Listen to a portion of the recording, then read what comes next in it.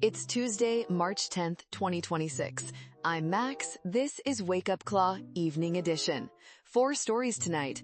Oil explodes, Bitcoin gives, Trump says the war's almost over, and Bitcoin bounces back to $70,000 before Wall Street finishes reading the headline. The CEO of Coinbase just told the world that AI agents will outnumber human traders, and only crypto wallets can serve them. The Treasury published a blueprint to surveil every crypto transaction with artificial intelligence. And one investment firm called Bitcoin a deep bear market with 30% more downside right before Bitcoin printed a 3% green candle. Let's get into it. Story 1. War. Oil. And the most honest asset in the world doing exactly what it's supposed to do. On Sunday night, April WTI crude oil futures ripped 19% higher to $108 per barrel, nearly double where they were at the start of the year. The Iran war, which has been grinding since January, showed no signs of de-escalation over the weekend, and markets responded accordingly. The Nikkei futures dropped 3% before Tokyo even opened. S&P futures bled 2%, and Bitcoin tumbled to $66,000. Then, Tuesday happened. President Trump said the war with Iran could be over, quote, pretty quickly. One sentence, one signal, and Bitcoin bounced off $66,000 and climbed back toward $70,000, a $4,000 swing, before most of the world had even processed what Trump said. Let that sink in. One presidential sentence, one implied diplomatic signal. Bitcoin processed it, priced it, and moved in real time, faster than any other asset class on the planet. This isn't volatility. This is precision. Bitcoin doesn't wait for the Federal Reserve to hold a press conference. It doesn't wait for the Council on Foreign Relations to publish a brief. It doesn't wait for Goldman Sachs to update its macro outlook. It reads the signal, it prices the signal, instantly, globally, without permission. Gold didn't move that fast. Oil actually moved up because commodities are slow. Equities are still catching up. But Bitcoin saw peace before peace was official. We are watching, in slow motion, the birth of a new kind of money, one that doesn't belong to any nation, isn't controlled by any central bank, and can't be weaponized by any Treasury secretary. It is the purest price signal in human history, and right now, it's telling you something important. At $70,000, after being dragged through oil shocks, war news, and an Iran military campaign, Bitcoin is still here, still above 69,000, still climbing. And if Trump is right, if this war ends quickly, the question isn't whether Bitcoin goes up. The question is how high and how fast. Bitcoin is the world's truth teller, and right now, it's telling you the worst might be behind us. Story 2. The machine economy is coming, and Bitcoin is its native currency. Coinbase CEO Brian Armstrong dropped a statement on Monday that most financial journalists completely missed. Quote, very soon, there are going to be more AI agents than humans making transactions. They can't open a bank account, but they can own a crypto wallet. Think about it. That's not a marketing pitch. That's a civilizational observation. Right now, every AI agent that exists in the world, every autonomous software system that needs to pay for API calls, compensate other agents, execute trades, reward users, or move value, has exactly one option: go through a human intermediary. A developer with a bank account, a company with a payment processor, a human being who acts as the financial middleman for a machine. That's not a long-term solution.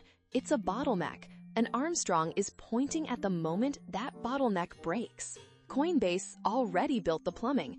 In February of this year, they launched agentic wallets, cryptocurrency wallets that autonomous AI agents can own and operate, gasless transactions, programmable spending limits, identity verification baked in, running on Base, Coinbase's own Layer 2 network. An AI agent can hold a wallet, receive payments, make payments, and never require a human to cosign. Binance founder Changpeng Zhao, CZ, posted similar thoughts the same day. The consensus forming among the people who build this infrastructure is not subtle. AI agents will become the largest class of economic actors on the internet within this decade, and they will transact almost entirely in crypto because they literally cannot use anything else. Think about what this means for Bitcoin. Every AI agent that processes Bitcoin, stores it, uses it as a unit of account, holds it as a reserve, becomes another node in the network of Bitcoin adoption. Not a human making a philosophical choice about sound money, a machine making a practical choice about what actually works. Banks can't serve AI agents. They can't do KYC on a piece of software. They can't open accounts for entities that have no citizenship, no address, no social security number. But crypto can. Bitcoin can. Armstrong isn't predicting a future. He's describing the infrastructure that's already being built. The machine economy is coming. Bitcoin is its native currency. And the banks, again, will be the last to understand what just happened. Story 3. The Treasury wants to watch everything. Bitcoin says, go ahead. On Monday, Treasury Secretary Scott Bessent published a new report to Congress. The subject? Using technology to make crypto compliant enough for Wall Street. The proposal? 4 pillars of a new financial surveillance architecture: artificial intelligence, digital identity systems, blockchain analytics, and interoperable data sharing APIs. Translation?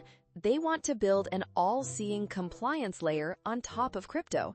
Every transaction monitored, every wallet identifiable where possible, every pattern analyzed by AI systems that can flag suspicious activity faster than any human compliance team. And here's the take that most Bitcoin people are getting wrong on this. They're reading this as an attack on crypto. It isn't. It's an attack on opacity. And Bitcoin is already transparent. Every single Bitcoin transaction since the Genesis block is visible to anyone with an internet connection. There is no dark corner of the Bitcoin network. Every Satoshi is traceable. Blockchain analytics firms have been doing this for years. The Treasury isn't proposing something Bitcoin doesn't already accommodate. Bitcoin is natively, structurally, permanently transparent. What this surveillance net catches is not Bitcoin. What it catches is the shaded corners of decentralized finance. Privacy coins, cross-chain bridges with no audit trails, smart contract protocols designed specifically to obfuscate flows. That's the target. That's where the illicit finance actually lives. And frankly, a lot of those corners deserve the scrutiny they're about to get. Bitcoin isn't trying to hide. It never was. Satoshi published the white paper publicly, built the network publicly, and designed a ledger that is publicly auditable for all of human history. Bitcoin doesn't need privacy through obscurity. It provides privacy through key ownership. Your keys, your coins, and no one needs to know which keys are yours unless you choose to tell them. The Treasury's compliance blueprint is coming for the shadows. Bitcoin doesn't live in the shadows. It lives on the clearest, most auditable financial ledger ever constructed. And when the surveillance net tightens, when the regulators squeeze the opacity out of the system, Bitcoin will be left standing as the one digital asset that was always playing in the light. The irony is perfect. The government built surveillance tools to catch bad actors in crypto. And what they'll discover is that the purest, most transparent, most honest corner of the crypto universe was Bitcoin all along. Story 4. The bears called it. Bitcoin didn't listen. On March 7th, an investment firm published a note stating, and I'm quoting directly, Bitcoin's price is convincingly in deep bear market territory now. We expect a further 30% price drop during 2026 as the Iran war started. 30% drop. Deep bear market. Convinced. That was their call. Published, distributed, quoted in CoinDesk. Today, Bitcoin is trading at around $70,000, up 3% on the day. Volume surged, sentiment improved, and the 30% crash crowd is quietly hoping you forgot they said that. Let me be generous to them for a moment. The analysis wasn't entirely crazy. Bitcoin was in a drawdown from its January highs. The Iran war created real macro pressure. Oil at $108 is a genuine demand destroyer. The 4-year cycle analysis has a long history. And frankly, if Trump hadn't signaled peace this week, that $66,000 dip might have gotten a lot uglier. But here's what they missed. They called the bear market based on what they could see, and Bitcoin has a habit of defying the consensus of the people who can only see what's in front of them.